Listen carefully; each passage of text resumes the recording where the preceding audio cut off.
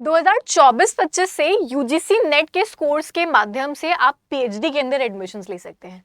तो क्या जो स्टूडेंट्स जिन्होंने नेट क्वालिफाई नहीं किया है या नेट का एग्जामिनेशन अभी अपीयर भी नहीं किया है, क्या वो अगर पोस्ट ग्रेजुएशन कर चुके हैं तो वो पीएचडी एनरोल कर सकते हैं या नहीं कर सकते हैं? अगर कर सकते हैं तो क्या क्राइटेरिया रहने वाला है पीएचडी एनरोलमेंट के लिए? इन सारी ही चीज़ों के ऊपर आज हम डिस्कशन करेंगे। So welcome back to UGC NET Adda 24/7। I am your mentor for UGC NET commerce and management.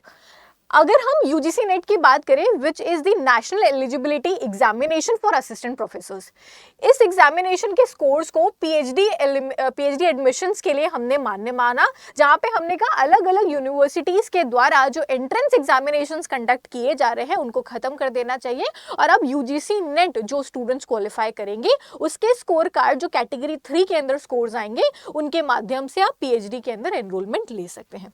Further लिखा है कि नेट के एग्जामिनेशन को जो कि 2 बार साल में कंडक्ट किया जाता है, 1 जून में और 1 दिसंबर में कंडक्ट किया जाता है, उसको हम मान्य मानेंगे पीएचडी प्रोग्राम्स के अंदर एनरोलमेंट्स लेने के लिए। आगे लिखा हुआ है कि ये जो नेट के स्कोर्स हैं इनको इस्तेमाल करते हुए जो आप पीएचडी के अंदर एनरोलमेंट लेंगे, तो अब रिप्लेस करने की बात आ गई है। सेपरेट जो एग्जामिनेशंस हर एक हायर एजुकेशन के द्वारा कंडक्ट किए जा रहे थे उनको हमने एलिमिनेट करने की बात करी। जो भी स्कोर कार्ड आपका रहेगा, यानी नेट के अंदर जितना भी आपका स्कोर आता है, आप जिस भी नेट के अंदर आपने अपीयर किया है उसके 1 साल के अंदर अंदर, जैसे अगर आपने जून में क्वालिफाई किया है तो 1 साल के अंदर अंदर उस कोर्स के माध्यम से आप किसी यूनिवर्सिटी में पीएचडी के अंदर एनरोलमेंट कर सकते हैं।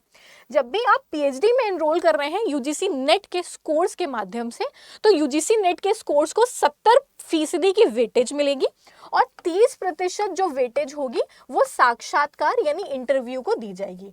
यदि मान लीजिए आपका स्कोर यूजीसी नेट के अंदर 66 मार्क्स का आया है पेपर 2 के अंदर, या टोटल स्कोर की अगर आप बात करें तो मान लीजिए आपका स्कोर 120 आया है, किसी स्टूडेंट का स्कोर 130 आया है, तो ये वेटेज लेगा 70% पीएचडी के अंदर और बाकी का बचा जो 30% रहेगा वो जैसा आप इंटरव्यू देंगे उस यूनिवर्सिटी के अंदर, इसके आधार पे ओवरऑल एक स्कोर तैयार किया जाएगा और पीएचडी के अंदर एनरोलमेंट लिया जाएगा। ये तो बात हो गई उन स्टूडेंट्स की जो नेट के थ्रू जा रहे हैं। अब अगर मैम हमने नेट नहीं क्वालिफाई किया है या अगर हमने नेट अपीयर ही नहीं किया है इस बार, तो क्या हम पीएचडी एनरोल नहीं कर सकते हैं? क्योंकि बहुत सारे बच्चे ऐसे होते हैं कि पोस्ट ग्रेजुएशन किया और पीएचडी में एडमिशंस ले लिए और नेट की तैयारी साथ साथ करते रहते हैं, क्योंकि हो सकता है पीएचडी नेट क्वालिफाई ना हुआ हो 1 अटेम्प्ट में, 2 अटेम्प्ट में, तो हम पीएचडी एनरोल कर लेते हैं और नेट का एग्जाम देते रहते हैं।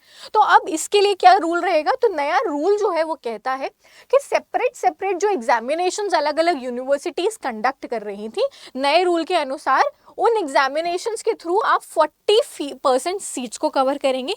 यानी अगर किसी भी यूनिवर्सिटी में पीएचडी की सीट्स मान लीजिए 100 आई हैं, तो 100 में से 60 सीटों के ऊपर जो एडमिशंस होंगे वो यूजीसी नेट वाले बच्चों के होंगे। यानी वो बच्चे पीएचडी के अंदर एनरोल करेंगे जो नेट को क्वालिफाई करके उस माध्यम से आ रहे हैं।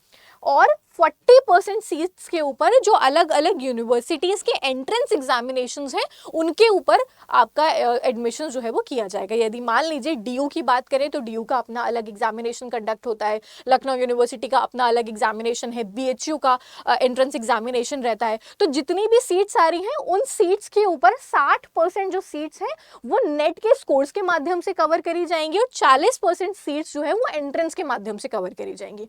इन 60% सीट्स को जब हम कवर अप करेंगे उसमें जो बच्चों के स्कोर्स आए हैं नेट के अंदर उसको 70% वेटेज दी जाएगी और 30% वेटेज दी जाएगी उनके इंटरव्यू को, और इसके प्रकार से एनरोलमेंट जो है वो पीएचडी के अंदर किए जाएंगे।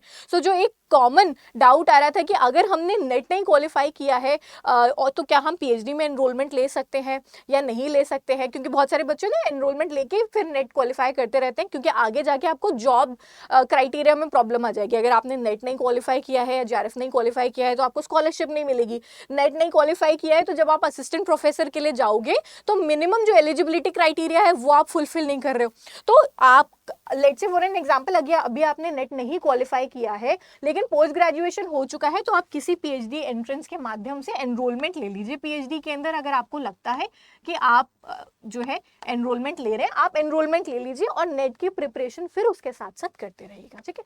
होपफुली ये वाला जो इन्फॉर्मेशन था ये आपको हेल्पफुल लगा हो। इसी तरीके की और इन्फॉर्मेटिव इन्फॉर्मेशन के लिए हमारे channel which is UGC NET Adda 24/7 को सब्सक्राइब कर लीजिएगा, सो दैट इस तरीके की कोई भी इन्फॉर्मेशन आए तो आपको नोटिफिकेशन जो है वो तुरंत मिल जाए। So see you guys again in the next session, till then take care, bye bye everyone.